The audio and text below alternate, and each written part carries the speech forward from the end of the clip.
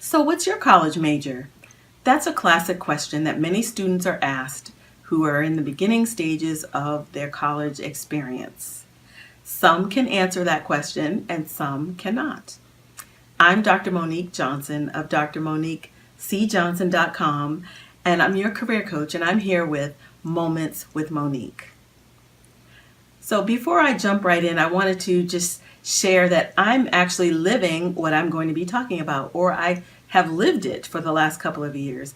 I just dropped my daughter off at college yesterday. She is a freshman, and so I've spent the last couple of years helping her to answer that question, helping her to get prepared so that she can select a major that is a good fit for her. And as you can see, I have my t-shirt on. I'm dressed down today. I live in the state of Ohio, and Ohio State is one of our premier institutions here, and it's a great place. So let me jump right in. I want to share a few tips with you as to how we can help those students in our lives who are in the process of or beginning to think about a college major. So my first tip is don't overwhelm yourself. Many students who are 16 and 17 years old thinking about a college major think about it in terms of I have to select a major which translates to a career that I'll be working in for the rest of my life. So I'm asking you to eliminate the rest of my life, that phrase, okay? We oftentimes change careers, and research says that college students, 80% of college students will change their major, okay? Some more than once. So don't think of it in terms of the rest of your life. There are systems in place at universities to help you with that. They have academic advisors who can guide you through that process.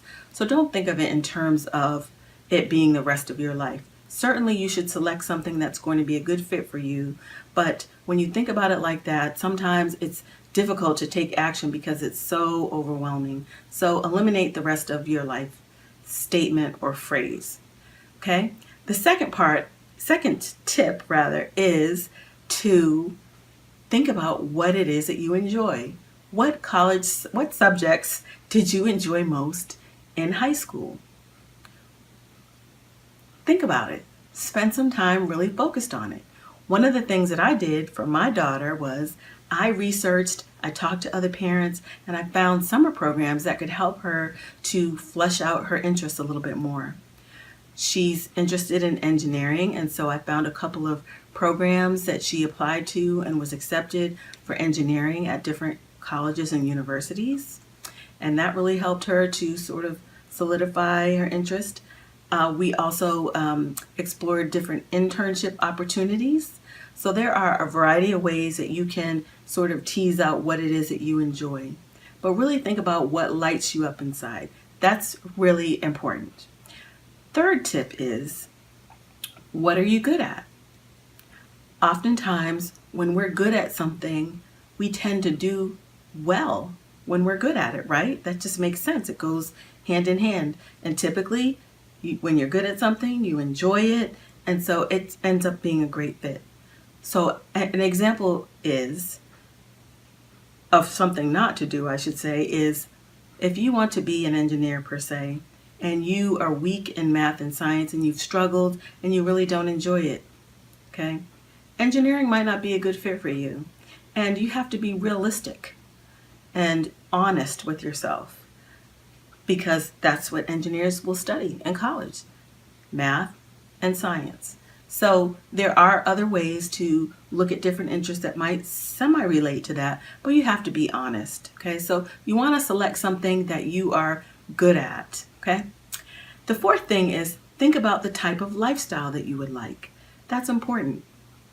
Now, not everyone wants to have the lifestyle of the rich and famous, and that's perfectly okay. We don't all need that. Some of us want that, and if you want that, then I would say that you need to think about a career that is going to allow you to have that. And that could mean going to school for many years if you want to be a medical doctor or whatever the case may be. But you have to really spend some time thinking about the type of lifestyle. Do you want to be able to go on vacation? Do you want to travel the world? What are your goals? What do you see for yourself? So think about the type of lifestyle that you would like to have. The fifth tip is talk to people. Talk to your friends. Talk to friends of friends who may be working in the occupations that you are considering. Set up an occupational interview where you actually talk with them about what it is that they do, what a typical day looks like, what their educational background is. It could really be helpful for you. So that would be the fifth tip.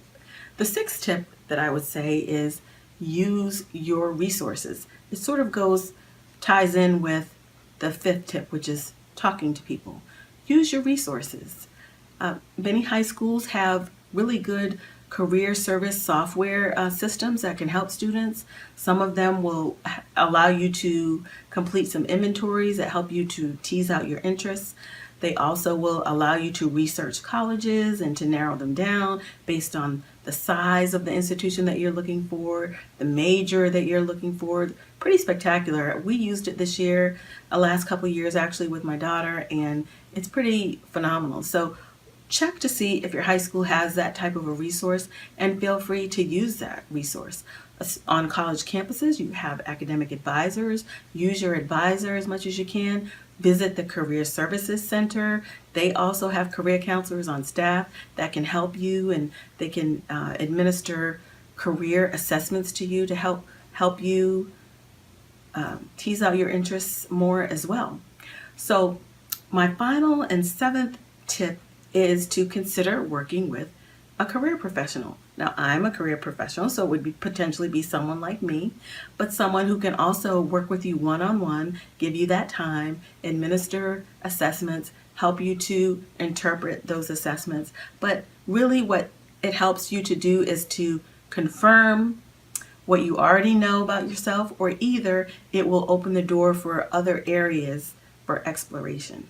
So that's very, very important to consider all of your different options.